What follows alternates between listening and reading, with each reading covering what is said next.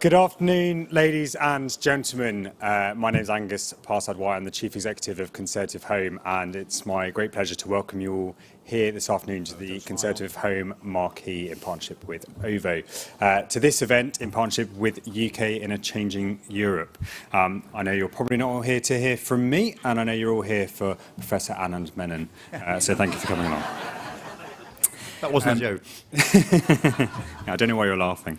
Our special guest today has had a range and number of roles of which even George Osborne might be jealous, from coal miner, hostel worker, local councillor, even a staffer for Labour MP, a Conservative MP himself, Deputy Chairman of the party, and of course, GB News presenter. And it would be remiss of me not to mention that Lee Anderson is, of course, the 2022 Conservative Home Tory Members Panel Backbencher of the Year. So thank you, Lee. Congratulations. So without further ado, I will hand over to Anand Menon. Anand, thank you. Thanks, Angus. Let me just say, we've done these events in partnership with Conservative Home since, I think, 2016 now, and I don't say this very often. They are a pleasure to work with, and we look forward to this event every year. I think, in case George Osborne gets offended, the difference between Lee and him is that Osborne held the jobs at the same time, whereas, which Lee, you're not still a miner, are you? No, all right. I'm not going to introduce you because everyone knows who you are, but you've spent a bit of time at this conference talking about history, talking about Margaret Thatcher, talking about your, what, if this was the X Factor, we'd call your journey. Just thinking back to the 70s and 80s, what did she do wrong in terms of communities like yours? I mean, looking back now, was it wrong to close the pits, or was it wrong to leave those communities afterwards? What would you have done differently? Well, before I start, Anand, I just want to go back to the award that I won. Oh, okay. Yeah, I want to just remind you that I got the Con Home Backbencher of the Year award last year, which I'm very proud of. But the year before, I got an even bigger award, which you might not be aware of, and that was the Daily Mirror's Worst Man in Britain, and that was a much so. Actually, that's a better award for me. Well, congratulations. I just thought I'd drop that in there. Maggie, I mean, I was a coal miner. I was brought up in the 1970s, and you probably heard me say this before. We was brought up on a strict political diet of Skinner, Scargill and Tony Benn. That's what you listened to in our house. My dad was a coal miner. All my uncles were coal miners. My granddads, great-granddads, everybody worked down the pit, and all the women worked in the factory. And the pit, when my dad worked out in our village, 3,000 people, all the men in the village worked at the pit, all the women worked in the factory. With the pit came a rugby team, a football team, a cricket team, a sports team, a brass band, a bandstand, a sports and social club, a welfare, a sports ground, rugby pitches, you name it, our village had it. It had all that with one coal mine. That was our community. Now, when the coal mines were taken away from us, when they were closed, everything went overnight. The sports pitches went, the welfare went, the pubs went, the football, the rugby, the cricket, the tennis, the bowls. Everything went overnight. So whole villages across the Midlands, Notts and the North just stopped talking to each other overnight. And that was the big thing for our communities. You know, we just didn't see each other anymore. And we had to blame somebody. And the person we blamed was Maggie and the Tories. They shut the pits. Labour shut more pits, by the way. But the coal industry was coming to an end. And you've got to realise that a lot of our families had probably been in the pits for 100, 150 years. That was it. It was passed down. It was in your blood. It was in your DNA. I used to sit at the dinner table at night time, listening to my dad telling me stories of his shift down the pit with all these characters that he worked with down the pit, like Taffy and Jock and all these names. And I used to dream of working with these people because they were funny characters. And just a few years later, I was working with these people underground. So it was that what was taken away. It was that sense of community and belonging and an industry which you're born into. If I'd have been born in Sheffield, I'd have probably been a steel worker. If I'd have been born in Liverpool, I'd have been a docker. If I'd have been born in Grimsby, I'd have probably been a fisherman. But I was born in North Notts, and I was a coal miner. It was as simple as that. And that was taken away from us. I understand now why it was taken away from us, because we had a situation where nationalised industries were losing a lot of money. The unions were holding the country to ransom. But you know what? When it affects you directly, you don't always see that. You just think you're being picked on by a nasty Tory government, and that's why we dislike Maggie with a passion. But I'll probably come on to later in this session why I actually forgave Maggie. You can ask me later, or I can tell you now if you want me to. If you want to, go on.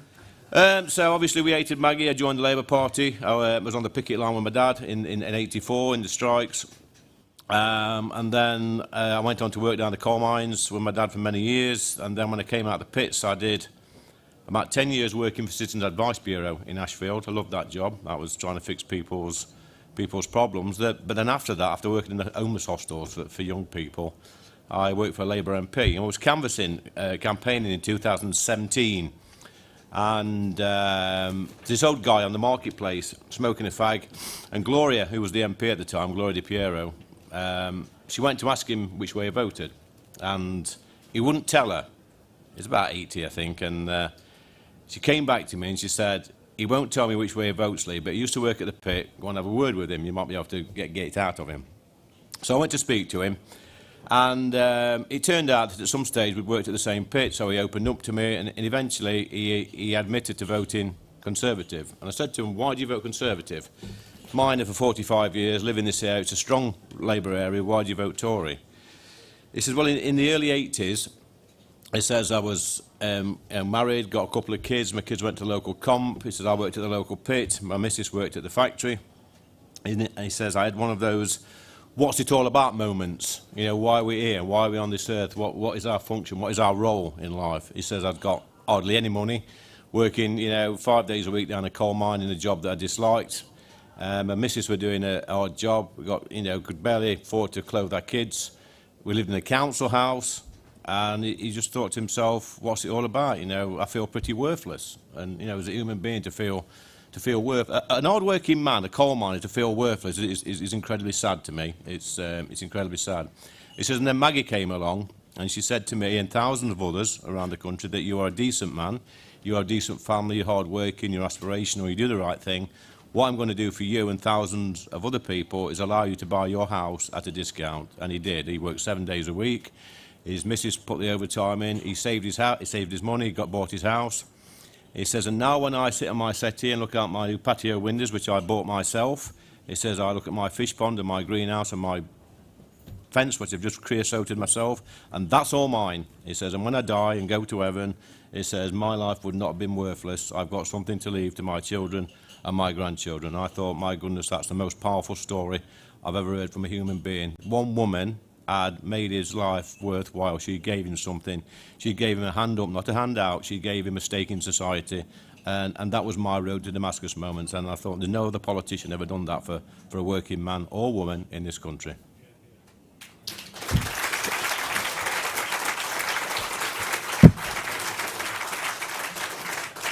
Could you see any circumstances at all in which you'd rejoin the Labour Party or vote Labour again?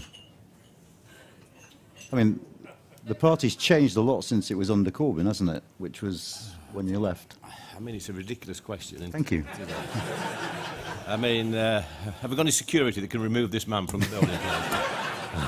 Because it is a ridiculous question. It is. I mean, the Labour Party was... I can understand why people like myself was in the Labour Party, because we thought the Labour Party was a party of the working classes, and we weren't. The working classes for the Labour Party, it was we were useful idiots. We were, you know, I talk about the 70s and 80s a lot. When you joined the pit on a Monday morning, before you did a shift underground on your very first day, you had to join the union, and in them days it was closed shop unions. It was. If it was the pits, it was the NUM. If it was, you know, the railway industry, it was National Union of Railway Workers, etc. There was one union for each industry. So automatically, when you joined and paid your subs each week, you had a stake in the Labour Party, because a small percentage of those subs went to the Labour Party. So you were part of the Labour Party. You was part of the Labour movement. So it only followed that you would vote Labour when you left school. And when I went to work in the pits, I thought that the coal miners were some rabid left-wing revolutionary force that wanted to strike and, you know, cause revolutions, but they weren't. They were just decent, hard-working men who did an horrible job, and they did it for just a few reasons, really. That was to put food on the table, pay the rent, pay the mortgage, give the kids a good life. All they wanted was a decent hospital, a decent school, and to go to Skegness once a year in a caravan, and that was the lot. And the main thing they wanted was for their kids to do a little bit better than them when they left school, and that's aspiration. That's something that runs through all of us, but it doesn't run through the veins of the Labour Party, and that's why they shut my grammar schools in my area. When Boris Johnson won the election in 2019 and when the Conservatives won that swathe of red wall seats, he was very honest about saying that a load of voters who hadn't voted Conservative perhaps ever had lent the party their votes. Do you think this government has done enough for those people to get those votes again? That's an interesting question, because when we go out on the doors and around Ashfield, we look at the first-time Tory voters. There's a lot in this country. There's about 5 million. But you say that, I mean, I got 19,788 votes under Boris. The Conservative candidate before me, under Theresa May, got 22,500 votes. So actually my vote went down, but there's different reasons for that, because we had an strong independent.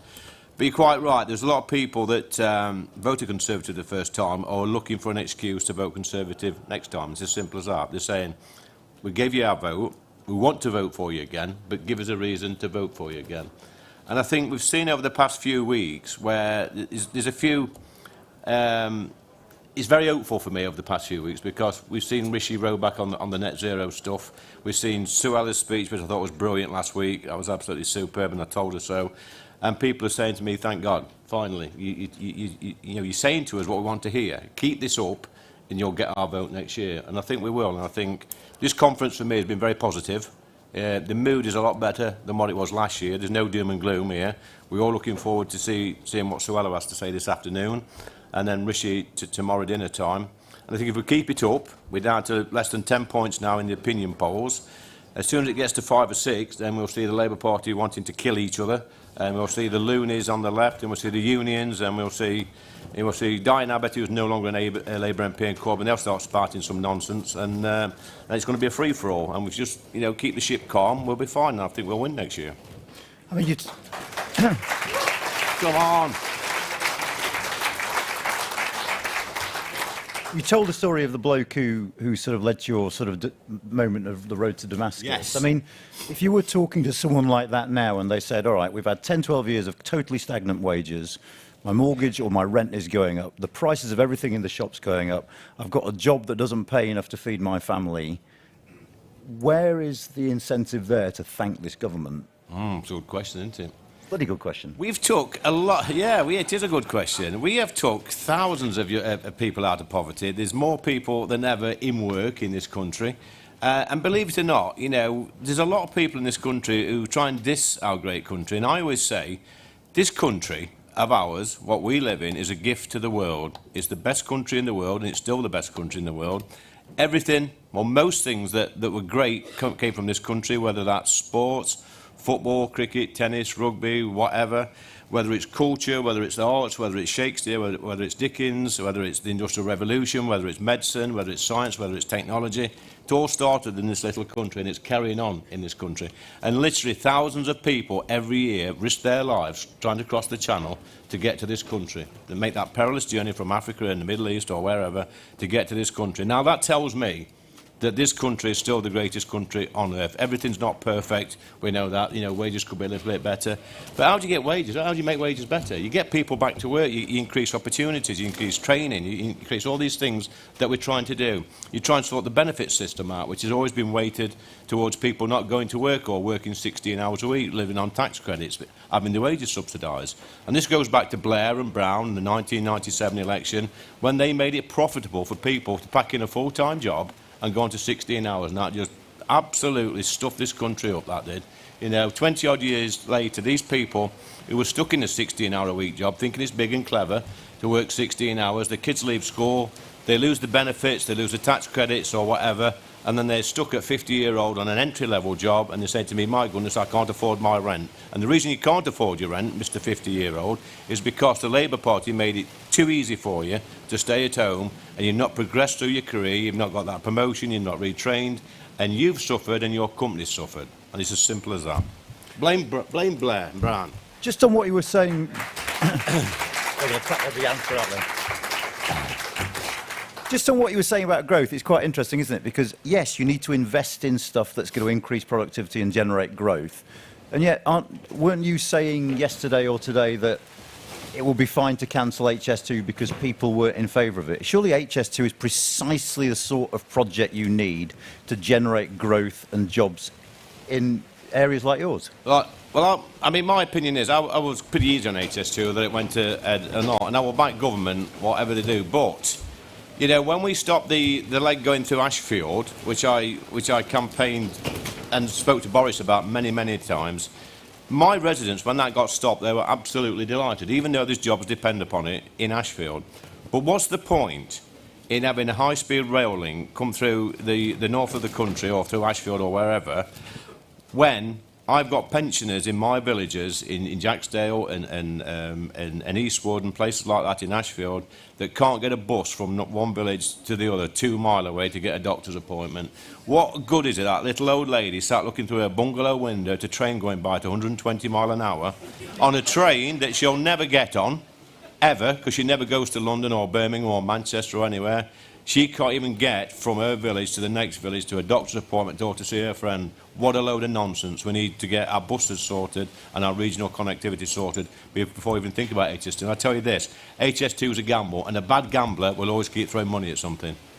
Let me just try and push you a bit on that. So, I mean, there are on 2 things. I mean, firstly, from the part of the world that I come from, the original plan was to take HS2 into Yorkshire. The point of HS2 wasn't necessarily to get you from Leeds to London quicker. Never said that, Anand. I never said that. It was to free up tracks so that you could get from Bradford to Leeds quicker than you can now, so that you had more efficient local services as well as national. Is anybody from Bradford in here? Would you want to get there quicker? Yeah. You want to get to Leeds quickly.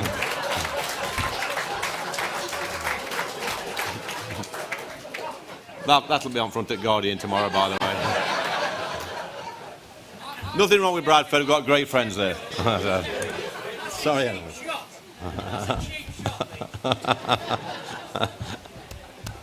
Sorry. No, but I mean, so it's partly about local connectivity. It's also about growth, isn't it? It's Yeah. also about generating jobs in places that have, when it's easier to get from Leeds to Manchester, the theory is that the north as a whole will grow, and your lady who's after a bus will see growth around her. Well, let's make sure that we get local connectivity right. You know, regional railways. It's the buses is the main thing for me. I cannot believe in this day and age that some people are so intent on fitting a high-speed railway the length and breadth of the country, digging everywhere up, kicking people out of their houses. Like I say, I go back to my first point, is that people can't get from one village to another on a bus. If everybody could get to that, you know, from one village to another on a bus, I'd have no argument at all. I'd say, fine, go for it. All right. It's about being fair. Let's just talk about the Conservative Party for a moment. Do you feel comfortable in the Conservative Party? I mean, I'm very old-fashioned when it comes to politics, and I look at you and I listen to you, and you don't look or sound like what I think a Tory should look or sound like, because I have a certain image in my head. Do you... Sorry. Security, do you feel comfortable? please. Get him out. I'm here all week. One of my questions, I think, was when I went to be a candidate was, what does a Tory look like? And sound like. yeah, what does a Tory, what does a Conservative person look like? So we were brought up thinking they all wore tweed jackets and waistcoats, and you know, they had a shotgun and went around shooting peasants, not pheasants, peasants, in the morning. We thought of them sort of people, but they weren't. I mean, most Tories in my area are the sort of Tories that wouldn't admit to voting Tory because they were scared they wouldn't put a poster up at election time because they get a brick put through the window. But they were mostly just decent, hard-working people who never thought that the state owed them a living. They thought you know, if they had kids, it was their job to feed them.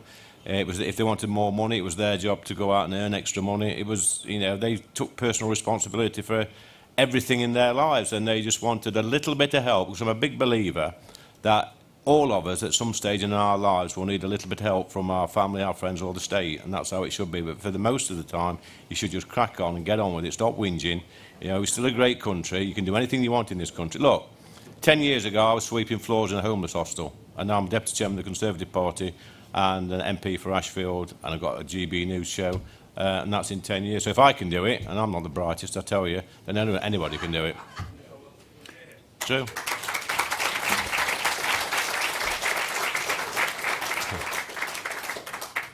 Him from Bradford's still staring at me, by the way. Yeah.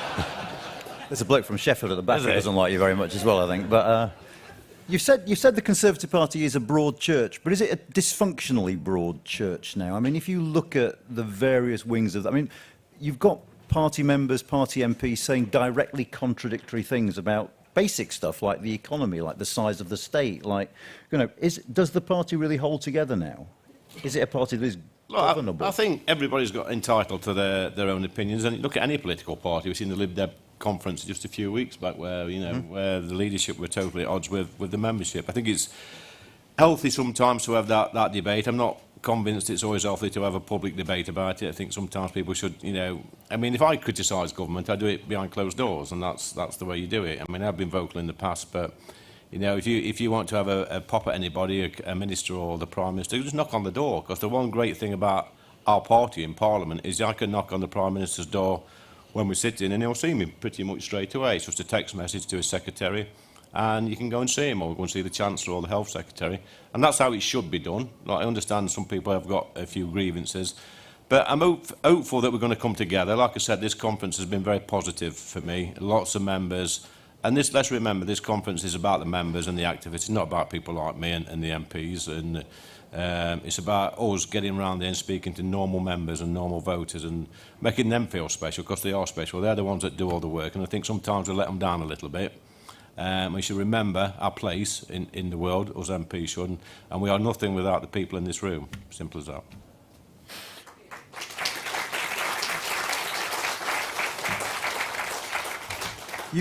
In the past, you've complimented Nigel Farage for having the common touch, and I heard Tim Montgomery on the radio this morning saying that if there was a way he could stand as Tory leader, he would probably win. Do you agree?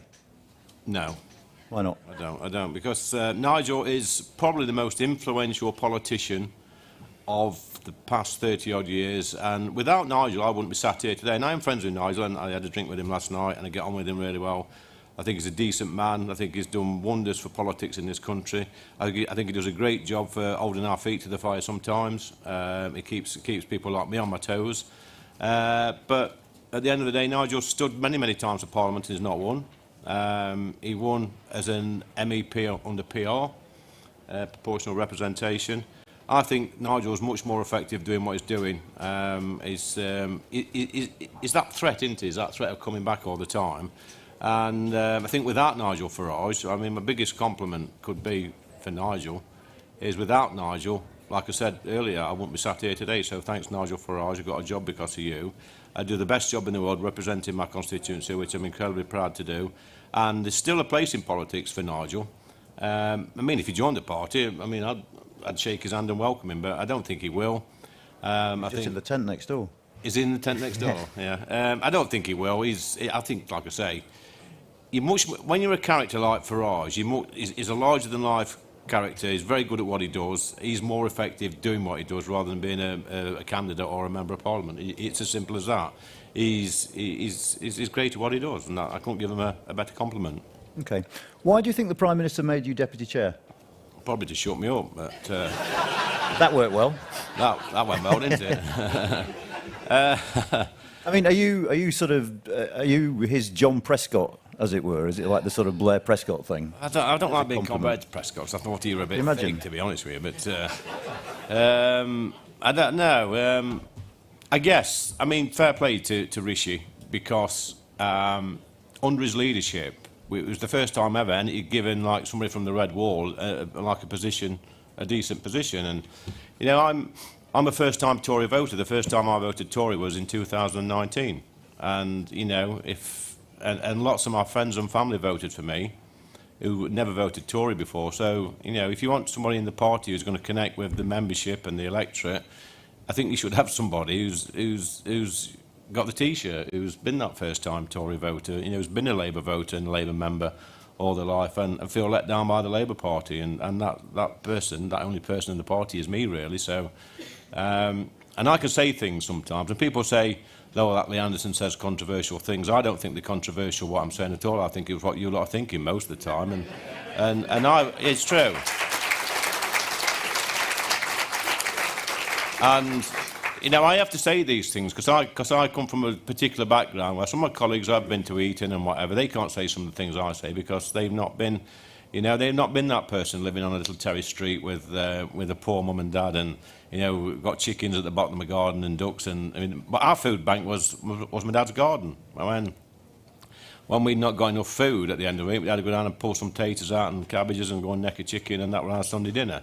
It's as simple as that. We didn't go on TikTok or Facebook or moaning and saying, I've got no food, because my mum and dad's philosophy was simple. They're our kids, we'll feed them. And that's how I was brought up. So when I talk about food poverty in Parliament, and I have done, thank you, and I have spoke about food poverty and the 30p meals and all that sort of stuff, I'm speaking about that from a position of strength. I've been there, I've done it. So, you know, when the Labour Party's lot start, because none of them has done a decent day's work in their life, not one of them's got a dirty hand. So, yeah. So, you know, I've been that man down the coal mine on 12-hour shifts. I've been that man as a single parent who put the last £5 worth of last £5 in the gas meter and watching the dial go around hoping you don't run out. I've been that person, so they can start off. I mean, just to be clear, there wasn't TikTok when you were a kid. But anyway, leave that to one side. But you were talking about your family. Didn't your son kick up a fuss when you joined the Conservatives? Didn't you say your son was unhappy? Is this the veggie son, by the way? This is the vegetarian. All right, okay. Yeah, so he's, I'd like to apologise for universities the world over, all right? yes, he was radicalised at Sheffield University. That's what we do. And became a vegetarian. That was, but that's a different story. Yeah, I mean, when well, the story was, I'd had a few problems with the, I was a Labour councillor, and a few problems. They hated me because the Labour group that run our council was predominantly Momentum, and this is how crazy they were. They were, when Fidel Castro died, they wanted to open a book of condolence at the local council office. This is true. And I think the word you use for these people is nutters. That's what they are. Absolute nut jobs. And there's one particular council meeting, and one of the Momentum members stood up and he went, "Oi, Anderson," there's about 40 people in, and he said, "Anderson, have you ever read the works of Karl Marx?" And I said, "Well, funnily enough, no, I've not." And he said to me, "Why don't you off then and join the Tory party?" This is in 2018, February. Off and join the Tory party. So I stood up, I said, "That's not a bad idea." So I walked out. So I walked out and I joined the Tory party that week, and then 18 months later, I was his MP. True story.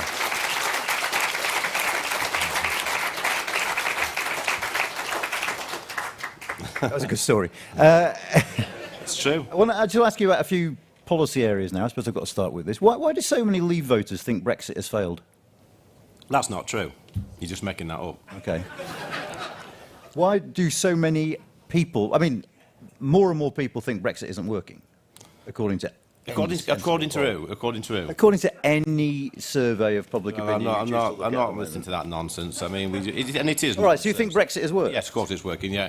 We was promised by the Ramoners that once we voted to leave, that the sun would stop shining, all the car plants would close down, and this and that, and it's not, you know, it's not. And we are, you know, one of the fastest growing economies now. We're doing pretty well post-COVID. So, I mean, if I went out and got knocked over today, you know, on this high street here, you bet your bottom dollar a Ramona would say to me, "That's because of Brexit." Yeah? And are you happy that the government has done all it can to grasp the opposibilities of Brexit? I mean, we haven't scrapped the EU laws that the government... No, I mean, to be fair, we've not had a, you know, to be fair to Boris, he didn't have a fair run at it. We was there for 3 months, I think, when I got elected in 2019, then we just locked down and we weren't in Parliament for over a year. Mm-hmm. You know, we had to spend over nearly 500 billion quid on rescuing the economy, and we're 2 years behind, I think, on delivering what we promised to deliver. But I think now, we're on the right track. It's just that Rishi's only been in post, for a year? Well, nearly a year. And I think he's doing all right. I think he's doing well. He's still the best country in the world. There's plenty of jobs. People's got money. I don't believe all this nonsense about, you know my stance on the food poverty stuff and the, you know, 350. I had Owen Jones chasing me up here yesterday with a camera. He needs to get a proper job.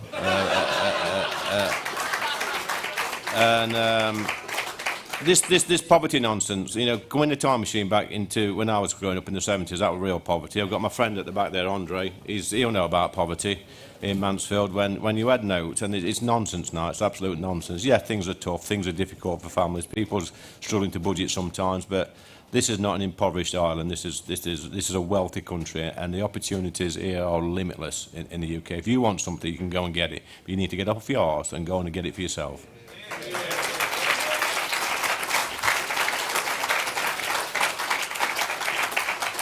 you think the Prime Minister's doing well on immigration? The Prime Minister has a plan. So I've heard. And we've got the, I mean, the one, I went to, the one thing that winds me up, as you probably know, is illegal immigration.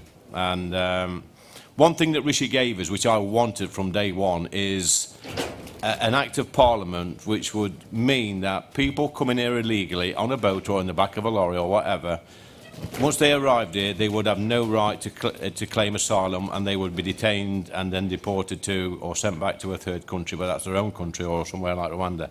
He gave us that with the illegal migration bill. Now we've still got a court case going. So that's one thing that Rishi gave us that no other Prime Minister has ever given us. So I thank him for that. So he wants to sort it out. The legal migration bit, I think that we should go further. I know sometimes people will argue that we need a points-based immigration system to get the brightest and the best from around the world. Nothing wrong with getting the brightest and the best for, for certain jobs, but I also think that alongside that, the brightest and the best already live in this country, and they always have done, right from time began. So there's a doctor, a solicitor, a lawyer, a brain surgeon, an airline pilot on every single street in our country, and we need to find them. It's our job as politicians and training providers and universities and schools to find these young people. Man United just up the road can look at a 5-year-old and take them into an academy, and then 20-odd years later they're playing for England in the World Cup final. Why can't we do that with children? We can if we wanted to. And sometimes it's far too easy to go and get the brightest and the best from other countries. And what does it do to, to other countries, the poorer countries? If you're taking their doctors and nurses and surgeons, you're brain draining their countries. Them countries really need these people. Not only do they need them, when they need them to develop, and if we keep taking the best, the development is going to slow down. Meanwhile, we then throw them a few million foreign aid. Well, sorry, but keep the foreign aid for ourselves and let them keep the best people.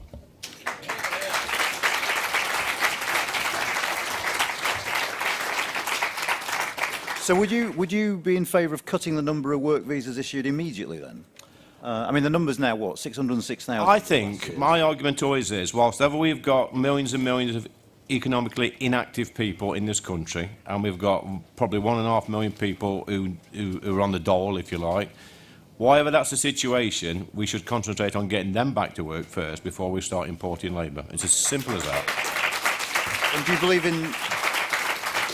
believe in setting targets? I mean, a lot of your colleagues have talked about getting numbers down to the tens of thousands, say. Do you believe in setting that sort of target? Yeah, I do. I do think we should cap immigration, definitely. And what would you... Well, I mean, I don't know. I'm not an expert on immigration, but I would say, I'll go back to my previous point, is wherever we've got millions of people not going to work, living on benefits, then we need to concentrate on getting them back to work and contributing towards society before we even think about what the targets are.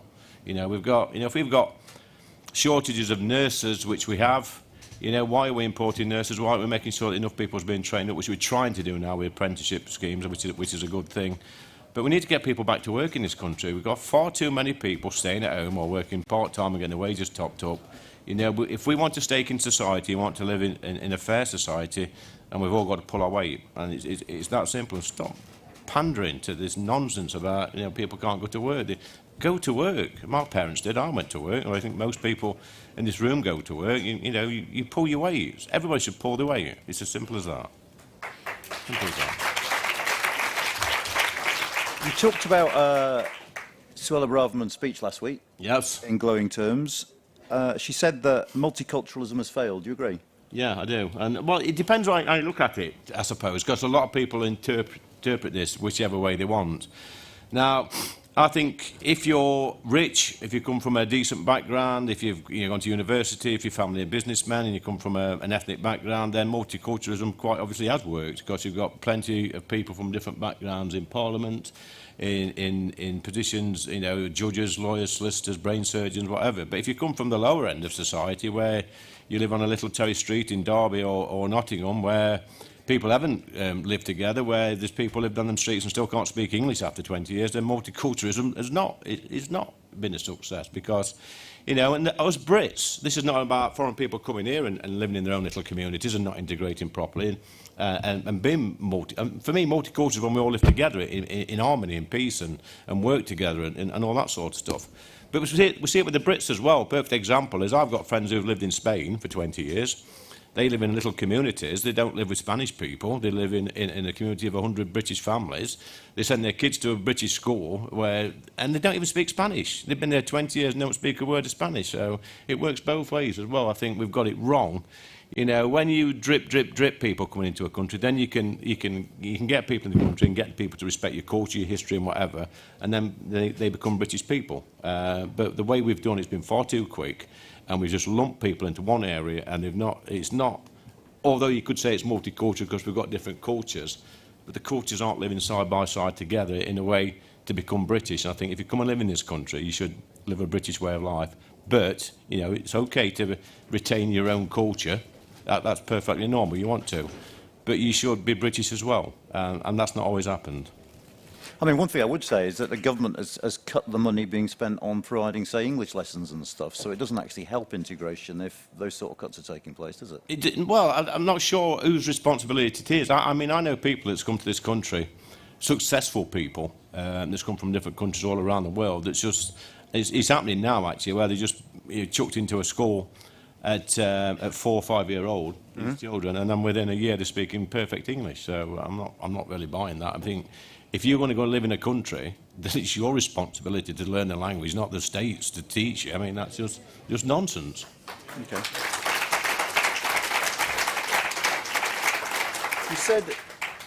You said recently that if you're not divisive as a politician, you're not doing your job properly. What did you mean by that? Well, yeah, I mean, all politicians are divisive. I mean, whatever I say today, I mean, I could fly over Manchester today in a jumbo jet and drop 100 billion quid out the window, and I would get reported for fly tipping by the socialists. It's as simple as that. So I guess my message is, whatever political colour you are, you're going to upset half the population. Now, like I said before, I mean, I'm quite divisive, I know I am, because I try and, I don't know what it is with me, but I try and say everything in a day. I want to get everything off my chest, and if I'm arguing or debating with somebody or the press get me, I think I've got to say what I mean, without trying to embarrass my colleagues too much, so I don't want to do that, but you've got to get it off your chest, because when I'm getting it off my chest, I'm getting it off my chest for you people in this room as well, because I'm saying what you want me to say a lot of the time, and you don't say it. So if I can't say it, then you've not got a voice. So I'll carry on being divisive.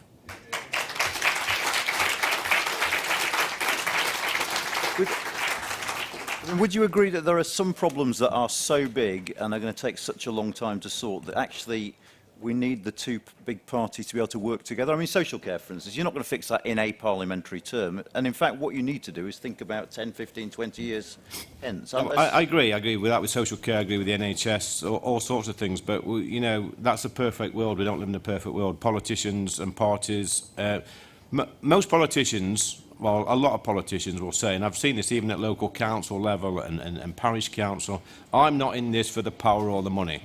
I'm sorry, but half of them are in this for the power and the money. That's all they're in it for. There's a lot of good people in Parliament. I've got a lot of brilliant colleagues who've took a massive drop in money to become a member of Parliament and do it because they want to commit their life to public service. But, you know, to become the governing party, to have that position in number 10, people say and do anything sometimes to get there. And if that means putting their own self-interest above that of the country, they will do it. And unfortunately, that's the world we live in. That's the real world. You know, people want power.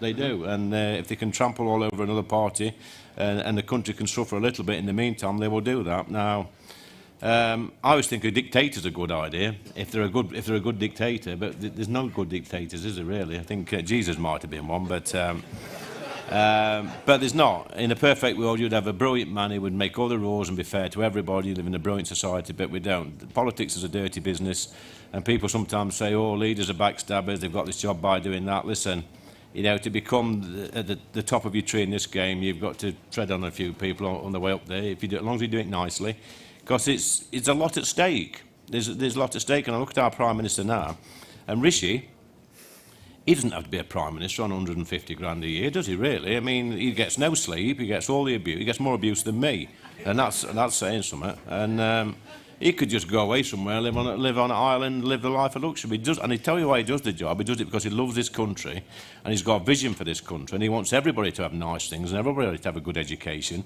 everybody to have a good healthcare system. And fair play to the man. He's sacrificed a nice, peaceful, rich life to come and put up with all this nonsense he puts up with this place and all these idiots we've got outside. So, well done, Richard.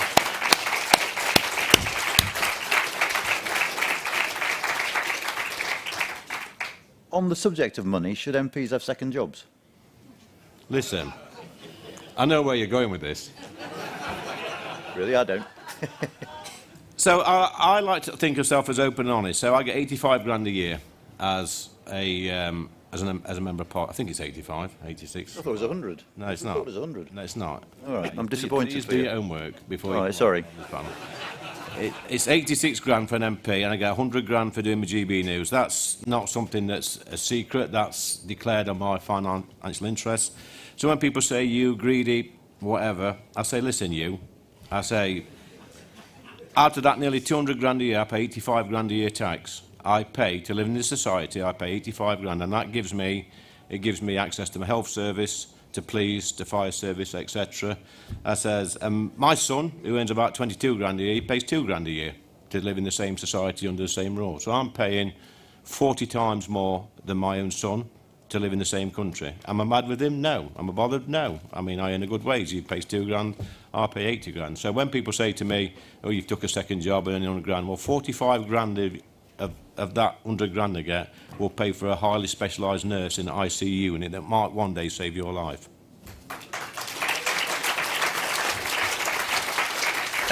All right, let me ask that question another way around. I mean, I don't think the issue is whether or not you should be allowed to earn £180,000. I suppose the question is, if people have elected you as an MP, do they have the right to think that you'll do it full time? Well, I did do it full time. With another job on top? Yeah. I mean, well, let me come back to you then, because before I did this, 10 years ago, when I worked in the hostels, I had 3 jobs. I worked in one hostel Monday to Friday on 12-hour nights. Then the weekend, I worked at 2 other hostels working 14-hour day shifts. Worked that one out, so I've got 3 jobs. And I tell you what, not one person in politics complained about me having 3 jobs on minimum wage then. So they can start off.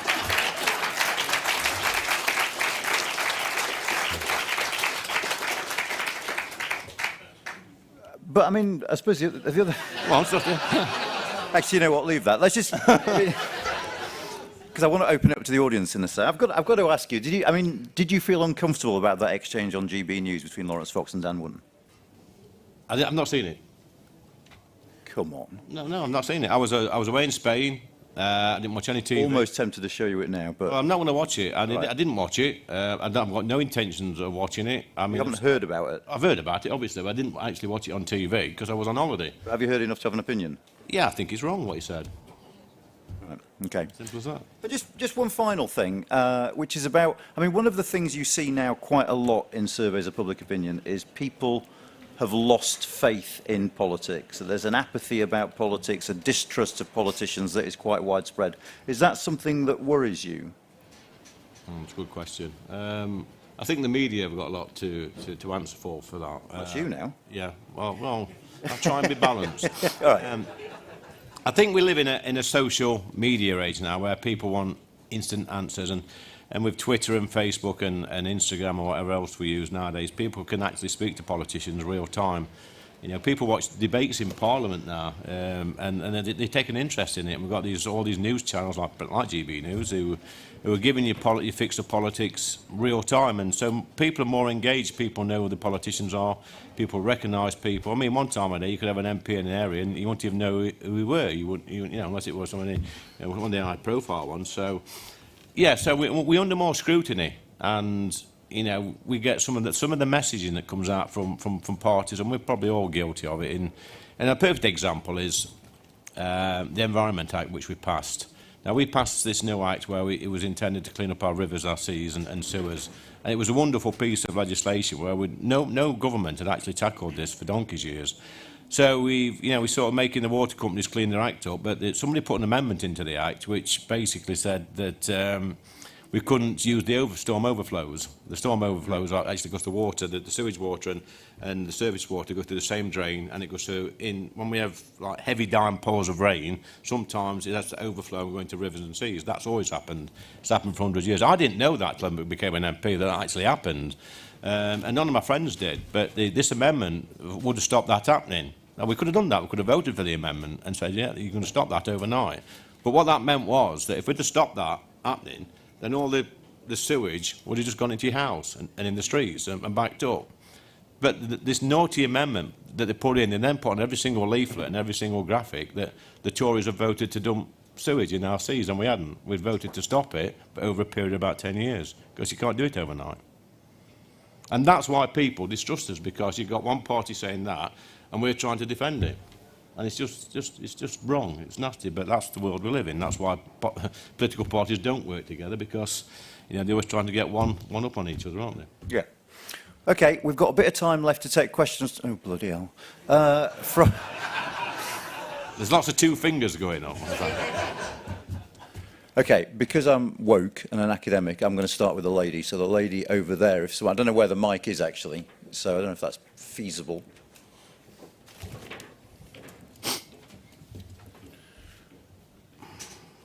Thank you. Yeah, you spoke about sort of comparing poverty levels today and in the 70s, but do you think that sort of more in the 60s and 70s, parents could choose to one parent could choose to stay at home and look after the children? So do you think that's a fair comparison? Because I think these days families would probably say they couldn't afford to do that anymore. It's a reasonable question, but no, I think just that, they can afford to do it. I think they can. I mean, my mum and dad, my mother stayed at home for a while until we were at school, I think it was, and they just went without.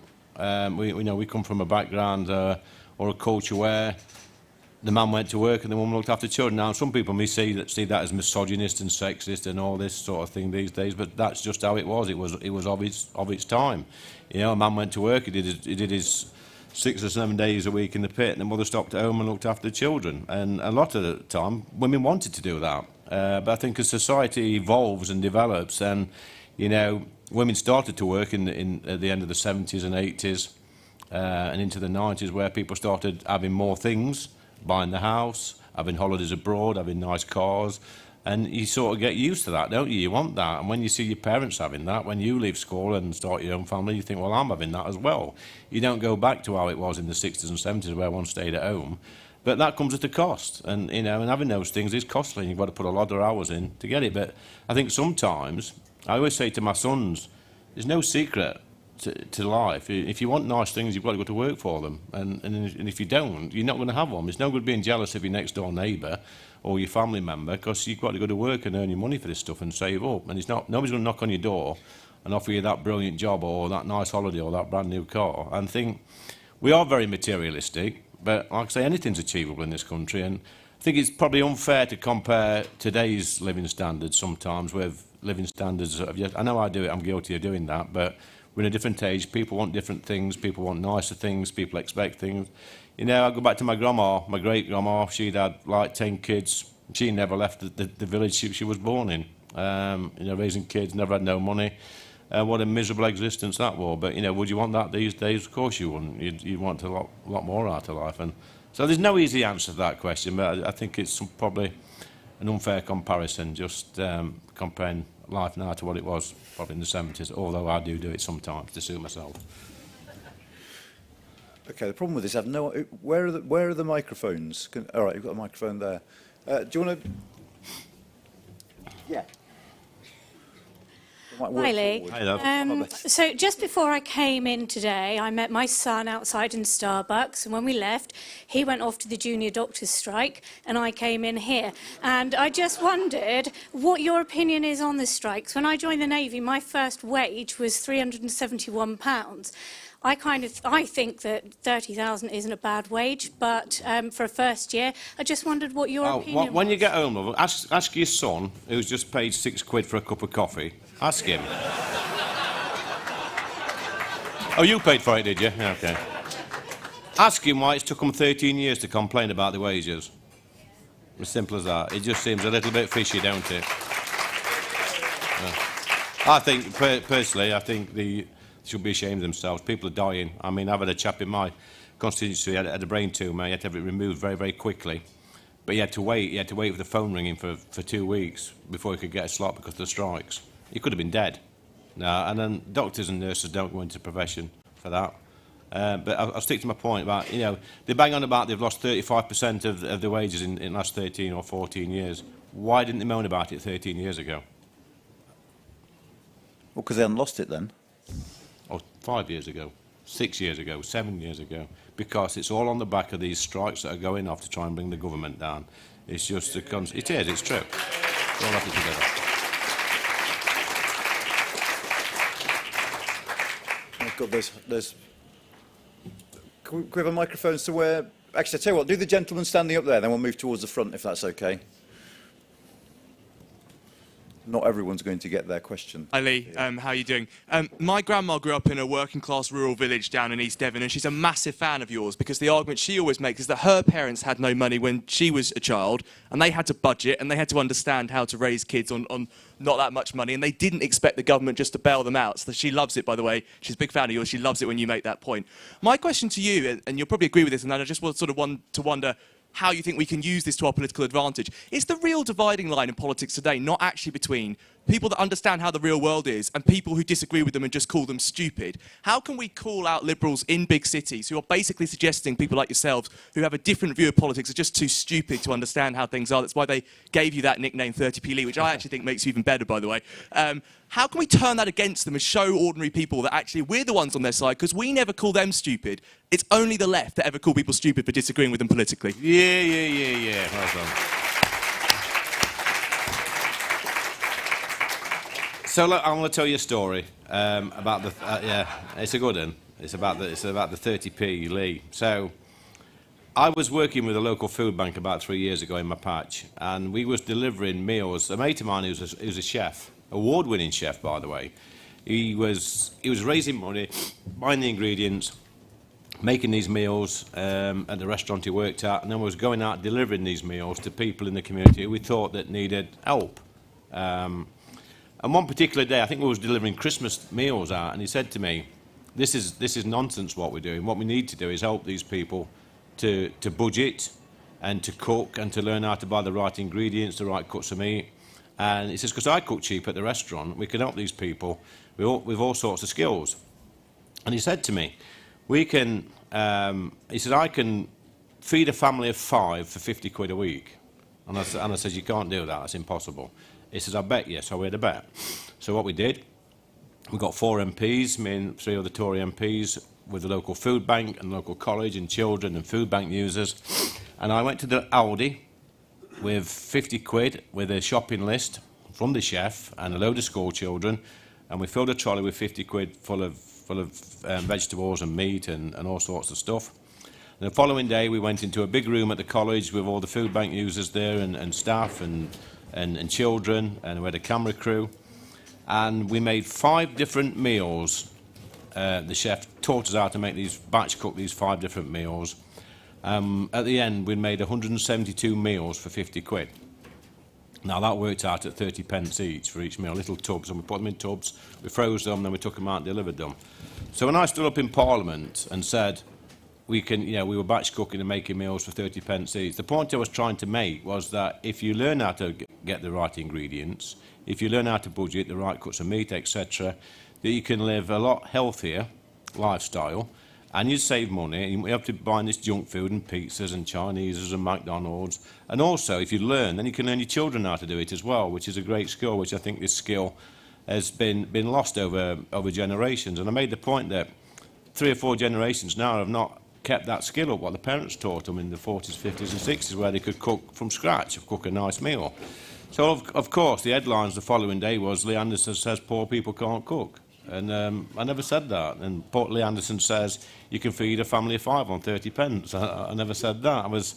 But I invited every single Labour MP to come to my food bank. I wrote to every single Labour MP to come to my food bank and take part in this project, because the part of the project was that if you came for a food parcel, you didn't just dole one out. You had to sign up for a budgeting course and a cooking course. So you took your food, but you signed up and you came on the courses. So I wrote to every single Labour MP, said, come and join me at my food bank, and not one single Labour MP responded, because they don't want solutions, they just want to attack you, you know, and it's true. They want the Labour Party keep their job through poor people. They keep their jobs by keeping people poor. I want to see people rich. I want to see people have good jobs, have good education, and make their own way in life.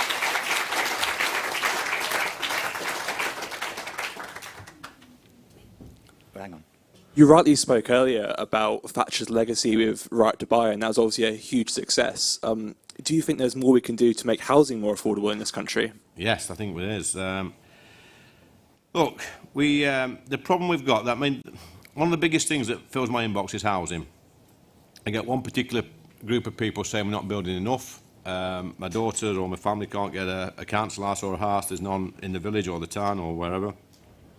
And then I get the next bunch when an application goes in to build 200 houses who are complaining, saying there's too many houses with not enough services and stuff like that. So it's a very difficult one, but we do need houses. And I had this conversation this morning with a colleague of mine about making houses affordable for younger people. Now, back in the day, when we had the sell-off of council houses, now back in the day when people bought council houses, these were predominantly people who were working. These were people, mostly a couple, just got married, would apply for a council house, and you'd probably get one within a month or so. That's how it was in the 50s, 60s and 70s. And these people would work, and like I told the story earlier about the chap who bought his council house. You would buy it at a discount, and that would set you up for life. I said, but to get a council house now or social housing now, if you're a normal, decent, hard-working family, you've got practically no chance of getting a council house or social housing. These will go to what we call priority need, and this was changed years ago in the Homelessness Act, where if your priority need, whether you could be a single parent with children, you could have a disability, whatever, nothing wrong with that, then you get priority, which means that the people that were getting council houses 50, 60 years ago are bumped to the bottom of the list and will never, ever get a council house. So they've not got that extra chance, if you like. They've got to go on private rent, and the costs of private renting now are going through the roof. They have in my patch, they've nearly doubled in some place. So the disposable income they've got to actually save for a deposit, that's gone down as well. So they're never going to get a chance to save a deposit unless they move to an area where houses are really cheap. So we've got to do something to help young people get on the housing ladder. I've got my own ideas, but I'm going to save that one for the Chancellor. You won't share them in advance with us? I mean, what? No. All right. No, Okay. we've just got to help people buy a house, whether that's help them with the deposit and then take the deposit back off them when they sell the house. We've got to help people because they've got very little chance now of getting a council house, saving up and buying that council. They just can't do it. But it's part of the solution to build more houses. Yeah, of course it is. Yeah, we need more houses. We're always going to need more houses. Definitely. Both of you. We'll go one after the other, and then we'll pass it on to that side. Should we take both these, and then we can... Yeah. Hi, Lee. Chloe Chaplin from the iNewspaper. You said earlier... Thank you. I thought you told me no press were coming in. Well, I didn't tell you anything of the sort. You said earlier that the government should be prioritising getting the economically inactive back into work, which is something that the government's been trying to do, but clearly it hasn't been that effective. So, in your opinion, what's going wrong? What needs to change in that policy? I don't know if I'm going to put it bluntly, I think sometimes we're a little bit too nice.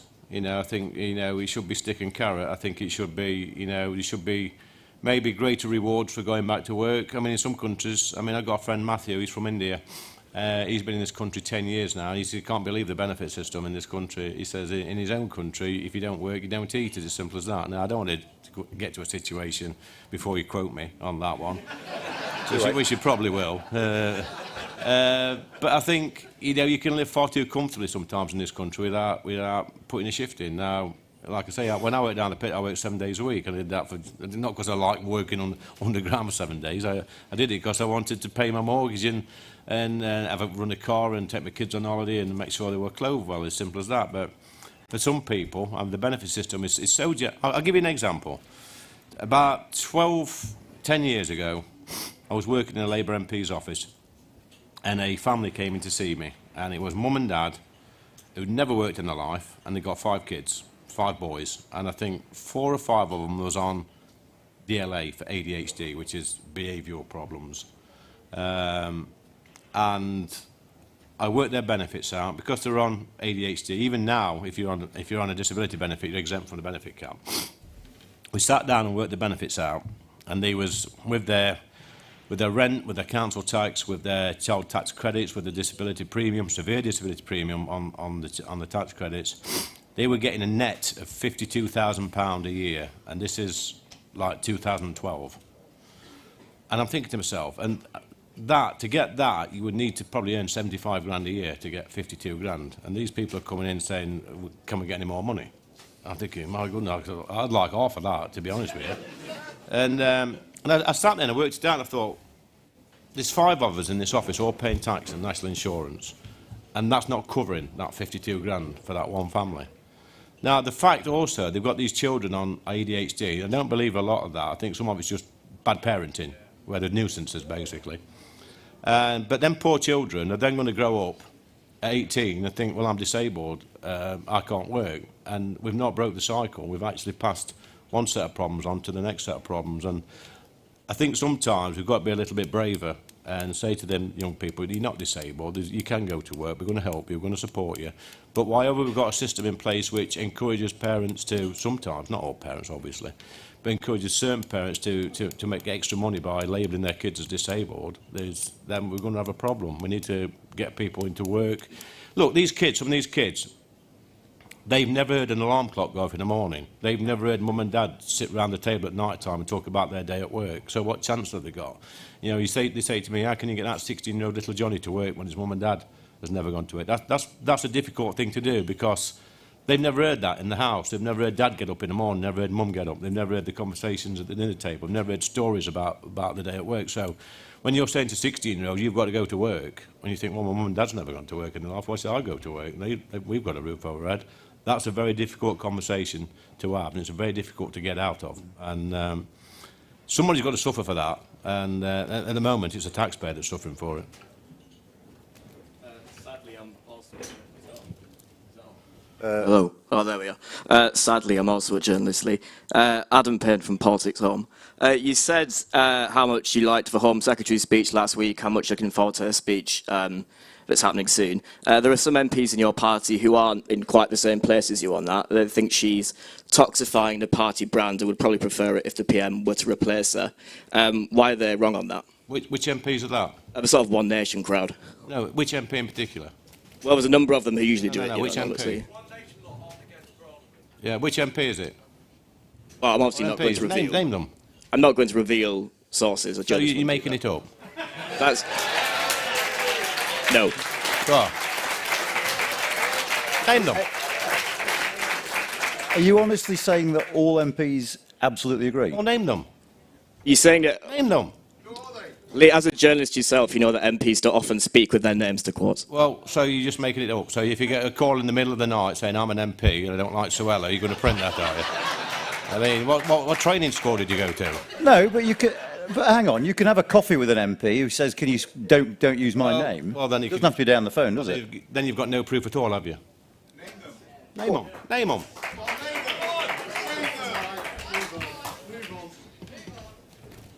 Are we done? It's half past. That lady there has had a hand up for ages, and then we're done. I know we're about to run out of time.